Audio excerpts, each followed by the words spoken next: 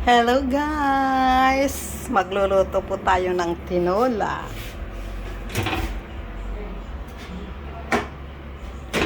Ayan o. Inano ko na ng asin yan. Pag ako ang nagluluto, yung manok, nilalagyan ko na ng kaunting asin, at saka yung papaya, may asin na rin yan na kaunti, para pag iluto natin siya ay masarap. Kaya yan, yun na natin ang bawang at saka luya. Uy!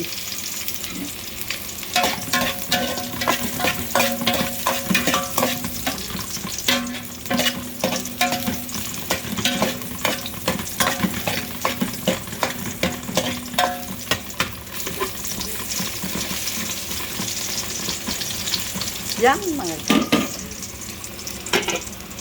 Kung ang magluluto ngayon kasi walang magluluto. Wala yung pinsan ko dito. Kaya pag ganitong linggo, pang nagluluto. Minsan, pag sinamatak naman ako,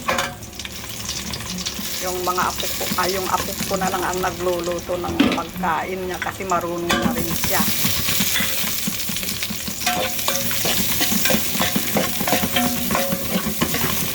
Yan. Yan.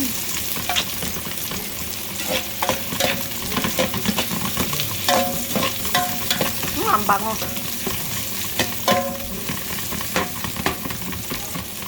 Yan mga guys. Aray. Mainit.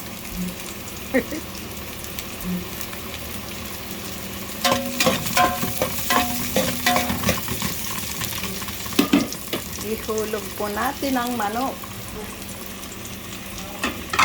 Hindi ko isama yung yung sabaw-sabaw niya kasi parang mayroon pa siyang ay yung parang dugo-dugo pa ay. Ayaw ko yan.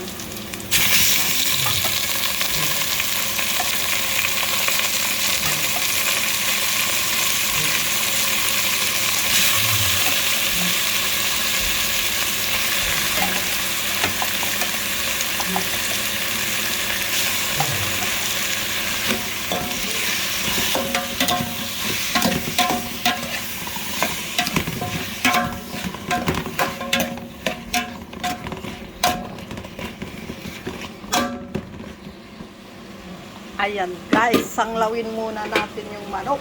Takpan muna natin siya. After 5 minutes, and then ihulog ko yung papaya.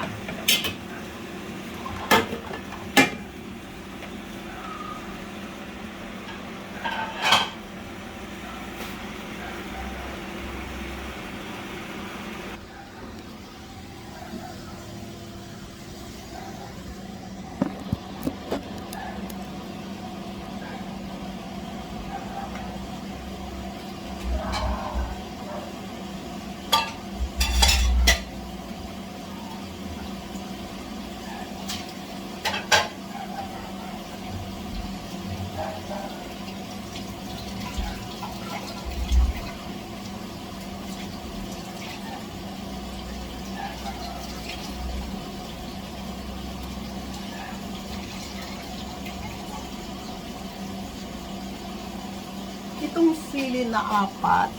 Oh. Yan.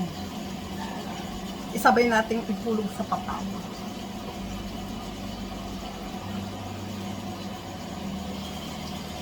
Yan, masanglaw na. Ay, ata yung order. Ay, wala pa naman.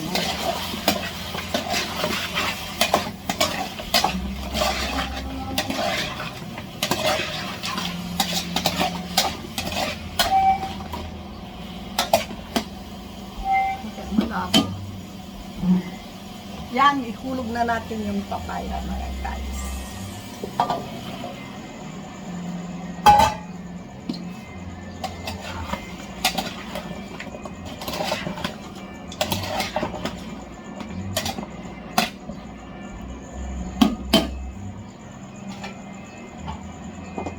Panuli! Alam nyo guys, pag ako ang nagluluto, sinasabaw ko, ito ay Ayan ang sinasabaw ko, yung pinanghugasan ng bigas. Oh, yan. Kailangan halu-haluin natin kasi syempre yung ano niya, yung parang naipon sa ilalim, kaya kailangan haluin din natin itong sabaw ng bigas. Yan. Una at pangalawa itong sabaw na ito. Kasi pag ako ang nagluluto, gusto ko yung may sabaw-sabaw. Ayaw ko yung kaunti lang ang sabaw niya. Kasi masarap dito sa tinula yung sabaw. Mahilig kasi ako sa sabaw. Yan. Kaya, ulam namin for today is tinulang manok. Yan.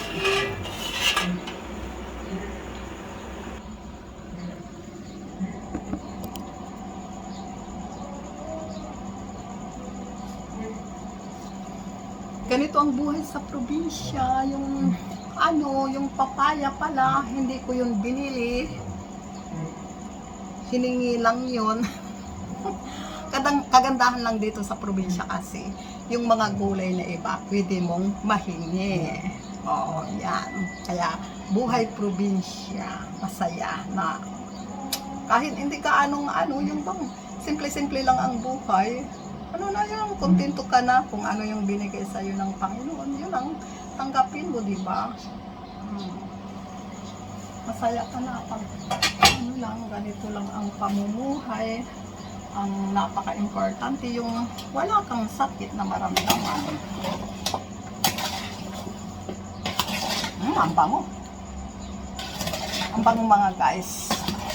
Kailangan anuhin ko pang maigi, sanglawin ko pang maigi para masarap ang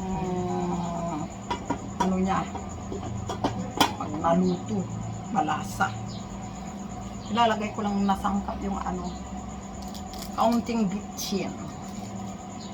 Ay hindi, yung na lang, yung Knorr cubes na lang, kukuha ko ng Knorr cubes.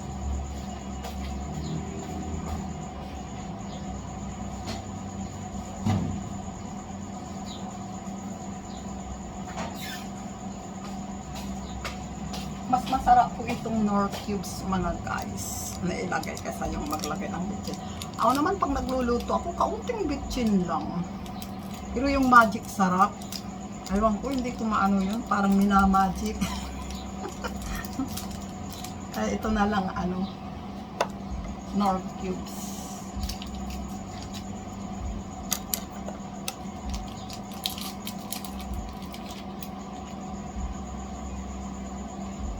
Siguro hindi ko to 3/4 lang ang ilagay ko kasi baka maalat na ang ko tinula pag pinubos ko tong isang buong cubes. 3/4 lang ang ilalagay ko. O, ganito lang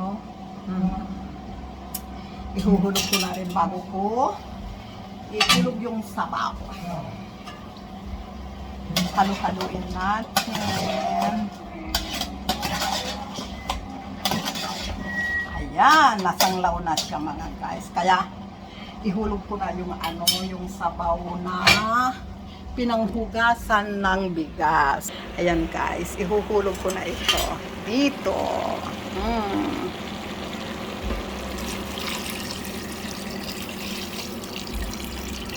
O, ayan, tamang-tama lang. Hindi siya kaunti, hindi siya marami. Tamang-tama lang yung sabaw niya. O, yan. O, ayan mga guys, takpan ko muna. Maya-maya pag naluto na, yun, kakain na po kami. Okay guys. Thank you po sa mga nanonood ng aking recipe ngayon. Pasensya na kayo mga guys pag madalang akong kasi alam nyo na. Okay guys, bye!